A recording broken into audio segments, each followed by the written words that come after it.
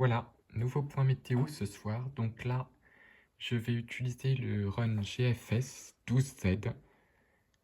Donc, concernant la descente polaire qui devait arriver demain, ça va se faire en deux étapes. Là, on va avoir un premier front très atténué que je vais montrer déjà la température à 850 hectopascales. Donc là, on a encore des températures positives, on voit un premier rafraîchissement. Mais la perturbation s'annonce très peu active en raison de haute pression. Que vous allez voir ici, on est encore sur des pressions finalement assez élevées.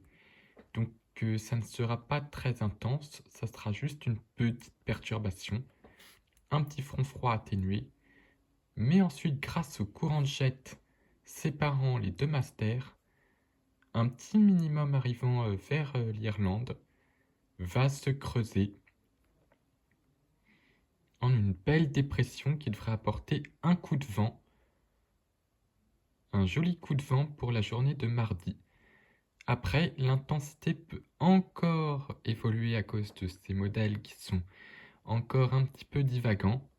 Certains la voient se creuser plus tôt, donc lui, il est pas très creux, donc ça peut encore évoluer au dernier moment. Il y a déjà eu des évolutions qui ont eu lieu entre J-2 et J-1, donc ça peut encore nous surprendre. Et puis là, on a une deuxième dépression. Et là, vous allez voir, avec les précipitations, qu'elle devrait donner un conflit neigeux sur le nord de la France. Donc je serai en gros en plein dedans. Déjà là, on a le premier gros front froid. Et regardez ce beau conflit neigeux, modélisé par GFS, avant qu'il y ait certainement un redout. Donc la descente polaire, c'est une réussite, puisque la master là va vraiment bien se refroidir. Passe de 4 à -1. Ensuite, ça remonte à 3 degrés à 850. Puis ensuite, ça chute à -5 degrés. Donc, puis là même, localement du -7.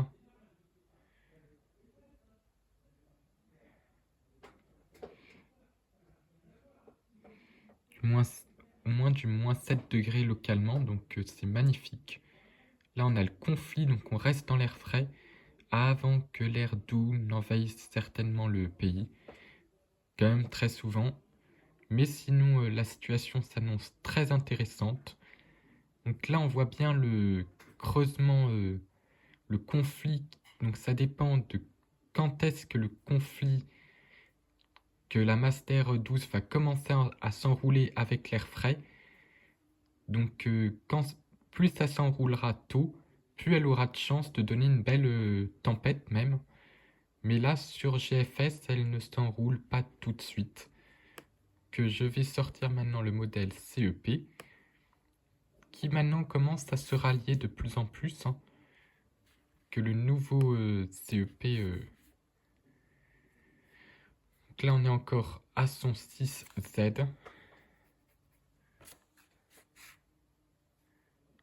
Donc c'est à peu près pareil. Donc là, il la voit aussi. Et puis l'autre dépression, elle est vue un petit peu plus au sud. Donc jusqu'à 3 jours d'échéance, c'est fiable normalement. Donc c'est juste cette dépression. Comme ça peut être une bombe météo, les modèles ont souvent beaucoup de mal avec cette explosion. Il y a déjà dans le passé des bombes météo qui ont été vues à J-1 seulement. Donc une situation très intéressante quand même. On va voir encore la veille, je pense. Lundi, on sera calé sur cette dépression qui aura lieu le mardi. Sinon, petite histoire, quand j'avais eu la tempête Louis, j'avais eu 78,5 km/h en rafale sur mon anémomètre, bien que je sois mal exposé et avec des obstacles. Si j'avais été dans les champs, j'aurais certainement dépassé les 80. C'est pour ça que j'avais estimé cette rafale folle sous la ligne de grain à 135 km/h très temporairement. Une pointe. Sinon, on était entre 120 et 130. Donc,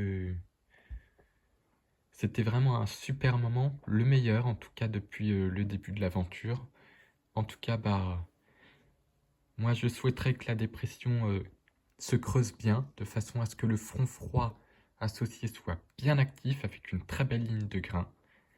En tout cas, certains modèles comme Icon que je vais sortir pour que vous voyez les différences avec les modèles.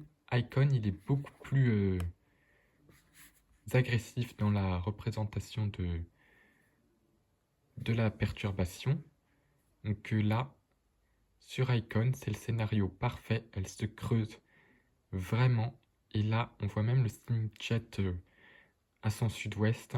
Donc vraiment une très très belle dépression qui a une très bonne dynamique, une cyclogénèse. Donc la situation va peut-être encore évoluer un peu là-dessus et on espère que on aura le meilleur.